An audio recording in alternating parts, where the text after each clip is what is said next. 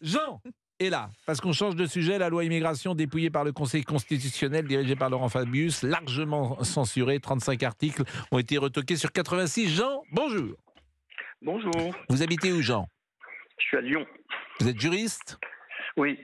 Bon. Vous êtes plutôt de droite ou plutôt de gauche? Plutôt de droite, on va dire. Bon. Je suis surtout attaché à la démocratie qui, à mon avis, est gravement mise en péril.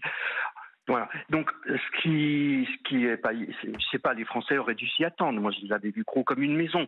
C'est la connivence de Macron avec la clique du Conseil constitutionnel, où il a plein de collègues qui siègent là-bas. C'est un véritable scandale, d'ailleurs. Et ça se traduit par une véritable spoliation de pouvoir du peuple, par une connivence des pouvoirs judiciaires. Entre guillemets, je mets beaucoup de guillemets, je suis juriste pourtant, je mets beaucoup de guillemets à pouvoir judiciaire pour qualifier le Conseil constitutionnel et les politiques. Macron a défendu bec et ongle cette loi, alors qu'il savait pertinemment, ils ont dû se consulter en amont avec son grand pote Fabius, qu'elle serait dépouillée de l'intégralité des clauses qui faisaient que c'était une véritable loi sur l'immigration. Donc aujourd'hui, on a une loi qui ressemble à rien, qui n'est rien, comme d'habitude. Le problème d'immigration n'est pas réglé, les problèmes vont continuer et tout le monde est content. Et alors après, il ne faudra pas que les Français se plaignent, que ça continue, que les problèmes demeurent. Aucun problème n'est réglé avec cette loi. Elle a été dépouillée de ses articles les plus essentiels. Et Macron le savait pertinemment. Et la fausse droite, aujourd'hui, s'est encore fait arnaquer, une fois de plus encore. Et je pense qu'elle serait bien inspirée d'un seul homme maintenant de voter systématiquement contre tous les projets qui sont initiés par la Macronie, alors qu'ils sont minoritaires à l'Assemblée nationale et que finalement Macron continue à faire passer tout ce qu'il veut. Voilà. Bon, il y a une chose que vous avez dite qui objectivement qui n'est pas juste, c'est que Emmanuel Macron et Laurent Fabius sont plutôt fâchés. Pour tout vous dire, et ils ne sont pas très proches. Pour la forme, vous avez sur ils sont pas très proches. Enfin, moi, je sais pas, je suis pas dans l'intimité Fabius-Macron, mais bon, on sait très bien que Macron, l'autre, la Juppé, le repris de justice, son pote, on connaît le cinéma. De toute façon, le Conseil constitutionnel aujourd'hui, peu importe, monsieur Pro, peu importe, ça n'est pas le sujet. Il est absolument évident. Vous dites repris de justice pour Alain Juppé, c'est particulier d'abord. Oui, on l'a collé au Conseil constitutionnel, tout va bien. Comment voulez-vous que ça marche Donc on le sait, ça, tout le monde le sait. Voilà. Tout le monde sait quoi? Ça veut dire quoi? Tout le monde le sait. Je pense que les gens devraient faire comme les agriculteurs. Tout le monde devrait être dans la rue pour éjecter ce Macron qui, avec une arrogance invraisemblable, ultra minoritaire, il a été élu 2 fois. Il a été, avec quelle majorité? Vous pouvez m'expliquer? Non, mais Jean... fois alors attendez, laissez-moi parler. Je vais vous laisser parler, Jean, mais vous parlez de démocratie, il a été élu 2 fois. Donc Non, pas du tout. Il n'a pas été élu 2 fois. A contrario, il n'a pas été élu, il n'a aucune légitimité. Bon. Parce que l'Assemblée nationale est ultra minoritaire pour sa majorité. Non, mais Jean, je ne peux pas vous suivre, vous le savez bien. Vous, les médias, vous le couvrez. Vous avez tellement peur que le Front National arrive, que vous le couvrez d'une façon. L'affaire McKinsey, vous n'en avez pas parlé du tout. Ça est tombé à l'eau, alors qu'en fait, si ça avait été Sarkozy, il aurait explosé en cours de présidence. Si ça avait été Chirac, nous sommes avec un complotiste. Voilà. Nous sommes avec un complotiste. Oui, c'est vrai, je vous l'aide, Jean. Vous les médias. Monsieur Pro, là, c'est toujours le mot complotiste. Dès qu'on n'est pas d'accord avec vous, vous m'accusez d'une chose. Vous m'accusez d'une chose qui n'est pas vraie. Dès que nous ne sommes pas d'accord avec votre bien-pensance, on est complotiste. Alors on va dire que 80% des Français aujourd'hui qui sont contre cette loi complètement spoliée sont complotistes. Voilà. Ça n'a rien à voir, vous m'expliquez. Dans le monde réel, monsieur Pro. Dans le monde réel, Emmanuel Macron a été réélu, j'y peux rien. Qu'est-ce que vous voulez que je dise? Mais par défaut, vous savez très bien. Mais par défaut, les autres ont fait moins de voix, donc c'est des raisonnements qui n'ont pas de sens. Mais alors qui aurait dû être élu? Ce type est détesté. Il a été élu. En fait, non. Légitimement, ça vous arrange parce que vous le soutenez. Ça m'arrange. Toutes vos forces, les médias. Mais pas vous, les médias. Il y a 100 ans que vous n'êtes pas les médias. Jean.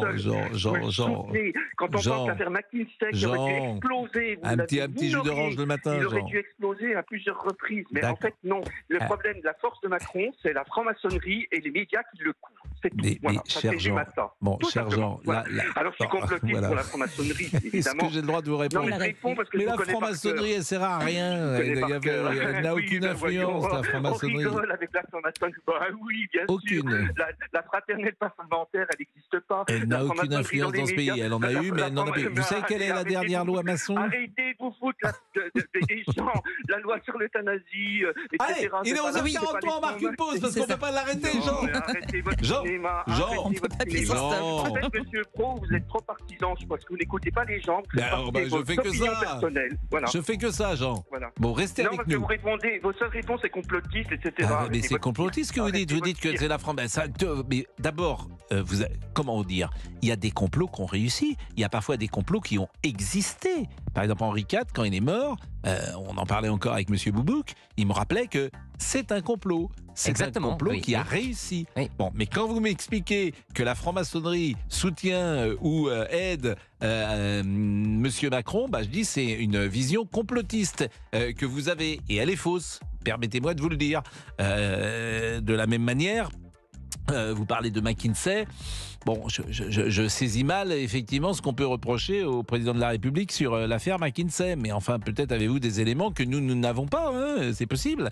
Il est 11h44. Ah, terrible, hein, Jean. Hein. Vous avez vu, mais c'est bien parce qu'il y a plein de gens. Il y a plein de gens qui pensent comme Jean, si j'ose dire. Oh, c'est une belle phrase, ça. Oui. Mais c'est vrai. Moi, pourquoi, en fait, il faut avoir tous les auditeurs J'ai pas à juger ce que dit Jean. Je pense qu'il ne dit pas des choses justes. Mais c'est pas le problème. Il y a beaucoup de gens qui pensent Qui pense comme lui, Oui, exactement. ça. Ouais. Et pour tout dire, ça m'inquiète un peu. Ça m'inquiète un peu. Quand on en est rendu à dire le président qui a été élu 2 fois n'a pas été élu, il a été élu à contrario, il n'est pas légitime, il n'y a personne d'autre. Oui. On ne peut pas, me semble-t-il, bâtir un raisonnement comme cela. Et c'est pas le seul Non. auditeur qui le dit, c'est vrai. Merci, Mais non, c'est ce que je viens de dire. Ben oui, non, mais bon. Je voulais pas vous laisser tout seul. Bah voilà, bon, bah écoutez, je Comment ferme mon micro. Comment ça va ce week-end Comment ça va ce week-end? C'est-à-dire, c'est quoi cette question? Qu'est-ce que vous Quelque avez chose de Qu'est-ce que prévu. vous avez prévu? Vous nous parlez plus des fantômes dans votre maison, de votre appartement. Vous allez en parler Des après. fantômes Ah, avec Il plaisir. avait des fantômes dans Non, son j'étais pas au appartement. courant.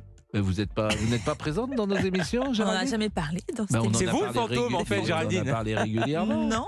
Mais évidemment, il a des meubles Bah oui, qui mais bougeaient. si au-dessus de Géraldine chez arrivait lui. sobre dans l'émission, peut-être Ah, qu'elle se ça. souviendrait. Hein. Mais ça, c'était avant que vous fassiez le drive de January. Mais oui, elle a tout Évidemment, oublié. il y avait des choses qui vous échappaient. Mais maintenant, vous êtes beaucoup plus attentive Voilà, avec le c'est drive ça. January. Vous êtes Que meilleur avez sobre. fait. Ouais, ouais. Eh oui. Mm. Oh, Florian Garasoumayan, il est là.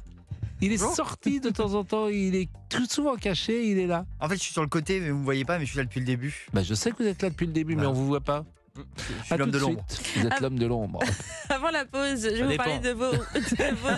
de votre week-end sur Europe 1 et les fins de Un petit matinée. Sardou pour revenir, parce que c'est l'anniversaire de Sardou. Eh oui. Ouais. C'est ça. Et Allez, je Géraldine. peux parler. Ah, Voilà. 10 ans ok. plus Quand tôt, vous voulez, moi, j'aime bien. Géraldine, hein. J'aime bien 10 ans plus tôt et j'aime bien Si j'étais également. Ouais, il y a Géraldine. Géraldine, J'aime tu veux bien parler, des bizarres, comment dire, asexués. Je peux parler du week-end sur Europe 1. Du Voilà. week-end, Bah on oui, dit. du week-end, des Personne fins ne de vous en empêche, matinée. Géraldine, De depuis tout 11h à l'heure, à 11h à midi et demi, voilà, pendant 1h30 de découverte et de gourmandise. Samedi dans la table des bons vivants avec Laurent Mariotte. Notez que Laurent Mariotte reviendra sur la situation des agriculteurs et dégustera des citrons farcis avec la cuisinière Luana Belmondo. Et dimanche, dans Balade en France, William Lémergie vous emmène au château de Cognac en Charente. Nous, C'est c'est pas les samedi et citrons qui dimanche sont farcis. sur hein. Oh, vous regardez qui là?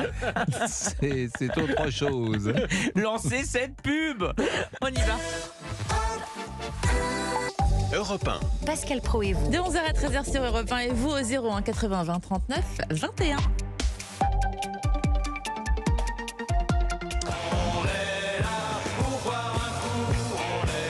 C'est l'anniversaire de Michel Sardou, donc nous égrénons cette émission avec quelques Chanson. chansons, notes de musique de Sardou que vous connaissez. Nous sommes avec Henri d'Anselme, que vous connaissez bien sûr. Bonjour Henri, Bonjour, merci Pascal. d'être dans notre studio. Vous êtes le héros sac à dos après votre geste héroïque à Annecy. Vous avez réussi en juin dernier à éloigner l'assaillant qui attaquait au couteau une aire de jeu des enfants. Et vous avez entamé un Tour de France des cathédrales. Vous allez nous en parler dans quelques instants. Il est terminé ce Tour de France aujourd'hui ? Pas tout à fait. J'ai visité 150 cathédrales sur 180. On va en parler dans une seconde, simplement sur la loi immigration quand même. Écoutons Laurent Fabius. Pas plus que la dernière fois, nous devons être guidés par les sondages. Sinon, à la place du Conseil constitutionnel, il faut nommer le directeur de la Sofres. Le Conseil est là, non pas pour rendre des services politiques, mais pour rendre une décision juridique. Bon, le problème, c'est que personne n'y croit vraiment et tout le monde pense que si, de la même manière que la Cour suprême aux États-Unis est à droite, elle rend plutôt des jugements de droite et le Conseil constitutionnel est à gauche et il rend plutôt des avis de gauche. C'est ce que les gens perçoivent dans ces décisions. Écoutons Éric Ciotti, président des Républicains, il était ce matin sur RMC. aujourd'hui, c'est un échec pour la France. C'est surtout un hold-up démocratique qui prive le peuple français de sa souveraineté. M. Macron, dans un jeu de duplicité politique permanente où il laisse croire qu'il veut réguler l'immigration, mais en fait, ce qu'il souhaite, c'est qu'il y ait plus d'immigration. Et M. Fabius, qui est finalement le petit opérateur de ces basses manœuvres, eh bien, c'est que le peuple français ne peut plus décider, que le Parlement n'a plus de pouvoir. C'est vrai qu'ils sont 9 personnalités sans aucune légitimité populaire, hein, c'est important de le rappeler, qui ont décidé de censurer une loi votée par le Parlement, une loi approuvée par une grande majorité de Français. Et c'est vrai que s'il fallait un exemple de l'impuissance du politique, de l'omnipotence du juridisme, de l'affront d'une certaine manière fait au peuple, eh bien cette loi confirme ce que beaucoup pensent, le pouvoir est souvent confisqué en France. Je vous propose d'écouter Nicolas Dupont-Aignan, président de Debout la France. Le Conseil constitutionnel est pris en flagrant délit de partialité politique et idéologique. C'est très grave. C'est le Parlement. Non, mais c'est très grave. C'est les représentants du peuple qui aujourd'hui sont bafoués par des juges donc non vous êtes élus. d'accord avec l'idée, comme dit Eric Ciotti, de hold-up démocratique, Jordan Bardella dit coup de force des juges, Laurent Wauquiez, c'est très grave. d'état de droit. C'est un gouvernement des juges. Il faut que le peuple arbitre. Est-ce que nous avons Olivier qui est en ligne avec nous? Bonjour Olivier, vous habitez la Seine-et-Marne.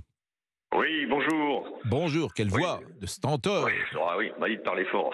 Bon, faut se faire entendre. Je voulais parler de la loi immigration qui a été vidée de son contenu par ce gouvernement. Voilà, donc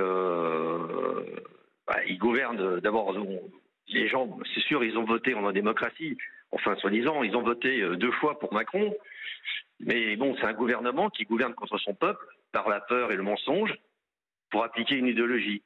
Voyez ? Et c'est pour ça qu'ils ne veulent pas de référendum sur le sujet, parce qu'ils ont peur de la réponse. Voilà. Écoutez, manifestement, c'est un nid aujourd'hui, d'auditeurs qui sont sur la même ligne. Mais convenez, moi je dis toujours la même chose. Il a été élu. Il y avait d'autres propositions. Il y avait d'autres propositions, des propositions très différentes d'ailleurs. Marine Le Pen était très différente. Bon, vous dites gouverner contre son peuple. Moi, il gouverne contre son peuple. Regardez, il vide les gens. Comment dire ? D'abord, pour moi, il y a une démocratie en France. Elle se trouve en Suisse. Hein. On devrait s'inspirer de la Suisse par les votations. C'est le Conseil constitutionnel qui a pris la décision. Le gouvernement avait plutôt, négocié un texte qui avait été voté à l'Assemblée nationale. Là, c'est Laurent Fabius qui a pris les décisions avec les 9 sages, avec les 8 autres sages que lui-même. Bon, c'est pas Emmanuel Macron qui est responsable. Mais quand on prend des décisions, moi, j'appellerais pas des sages. Hein. Quand on prend des décisions comme ça, c'est pas des sages pour moi. Mais je veux dire, ce gouvernement, vous voyez, il a comment. Pour moi, il y a longtemps qu'on n'est plus en démocratie dans ce pays, parce que un pays qui applique une démocratie, il écoute son peuple. Il gouverne pas contre son peuple. Vous voyez, la plupart des services publics en France sont à la ramasse. Hein. Moi, ça fait 2 ans que j'ai pas de médecin traitant. Quand je me fais opérer une opération des varices ou n'importe quoi, je veux dire, on me demande des dépassements d'honoraires exorbitants. Hein. J'ai payé 800 balles de dépassement d'honoraires. Hein. Alors que pour un étranger qui a la CMU, lui, c'est gratuit. Ça devrait être l'inverse. C'est qui est discriminé ? C'est un exemple, effectivement, qui est intéressant. Bon, il est 11h54. Je vais vous remercier et on va refermer le chapitre loi immigration. Ça va être évidemment les infos de Émilie Dez dans une seconde.